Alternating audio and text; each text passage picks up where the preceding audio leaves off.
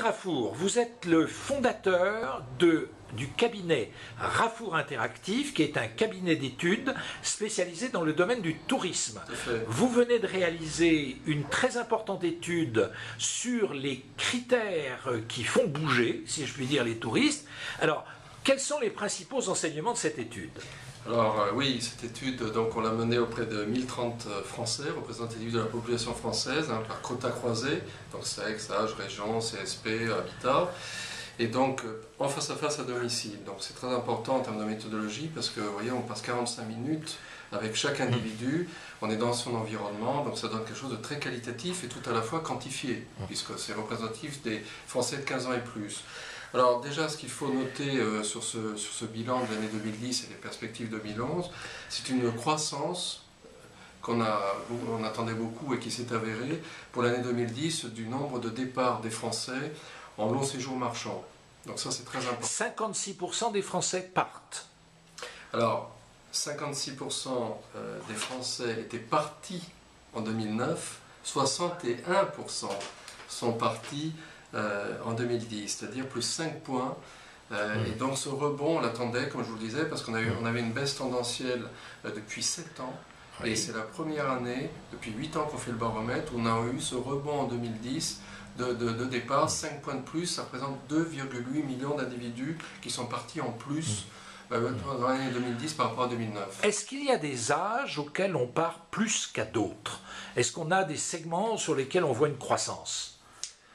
Alors, écoutez, la croissance est faite sur quasiment tous les segments. Il faut savoir que, bien sûr, il y a un décrochage par rapport à vos titres. Il y a un décrochage à partir de 65 ans. Oui. Ça, c'est clair. Donc, le plus gros des partants, c'est de 25 à 64 ans. Donc là, on a la grosse masse de partants. C'est vrai qu'il y a un décrochage après pour X raisons, de 65 ans, et on a un décrochage pour les très jeunes également, parce que là ils sont soumis tout simplement au taux de départ de leurs parents. Mais sinon, on n'a pas, de ce point de vue-là, on a plus de différences sur les critères de choix des destinations, où là il y a des différences par âge beaucoup plus importantes. Alors j'ai l'impression, là on a un palmarès qui met globalement en tête le budget suivi du climat, mais associé au climat, au dépaysement, à l'hébergement, au paysage. Ça, c'est les 5 premiers que je cite. Est-ce que ça joue différemment selon les catégories d'âge ? Oui, oui. Alors, sur les catégories sur lesquelles il y a, par exemple, plus de différences, je ne vais pas vous les citer toutes, il y en a 18, on pourrait y passer une demi-heure, je pense que ce n'est pas l'objectif. Mais par exemple, un critère parmi les 18, c'est le patrimoine historique et architectural. Oui. Là, très clairement, c'est un critère qui est beaucoup plus choisi pour les 50 ans et plus. D'accord. Vraiment très clairement. Oui. On a une moyenne chez les 50 ans et plus, donc, qui est de l'ordre de 75%, alors que pour les autres catégories, avant 50 ans, c'est 40%. Donc vous voyez, un énorme écart. Oui. Donc ça, c'est quelque chose... Autre chose, le critère gastronomie, restauration, œnologie augmente avec l'âge, mais de façon linéaire. Hein, c'est vraiment incroyable de voir quand on fait tous ces traitements croisés, et notamment sur l'âge. Autre critère qui augmente avec l'âge, c'est la culture.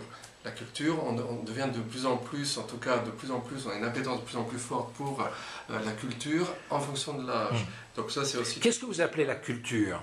Alors là, c'est tout ce qui est musée, festival, exposition, manifestations culturelles.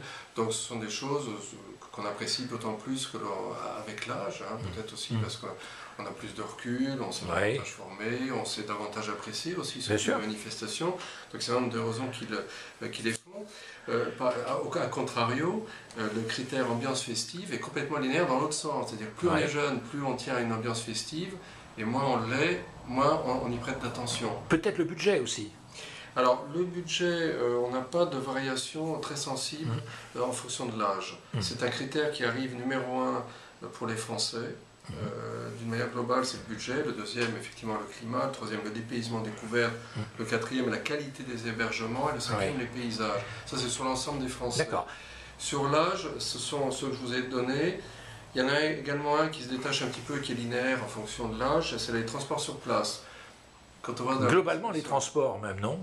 Non. La prise en charge, Non, les transports, c'est en général, c'est même pas en général, mais sur les 18 critères, c'est le dernier de choix. Mais par contre, par âge, il y a une différenciation. C'est-à-dire, plus on est âgé, plus on se soucie d'avoir des transports sur place. Tout à fait. Donc vous voyez, selon les critères, il y a deux choses. Il y a leur place dans les 18, et puis en plus, il y a la segmentation par âge qui change. Mais sur les autres critères, les activités liées à la nature, par exemple, également, on a une petite augmentation jusqu'à 64 ans, et après ça chute. Et par contre, on a une augmentation linéaire jusqu'à 64 ans pour une appétence pour les activités liées à la nature. C'est par exemple la randonnée? Voilà, par exemple. Et puis, il y a un critère très important, c'est l'accueil des habitants et des professionnels. Oui. Et celui-là augmente également de manière linéaire avec l'âge. C'est-à-dire que plus on vieillit, entre guillemets, plus on a ce souci d'avoir un bon accueil de la part des habitants et des professionnels dans sa destination. Contact et convivialité.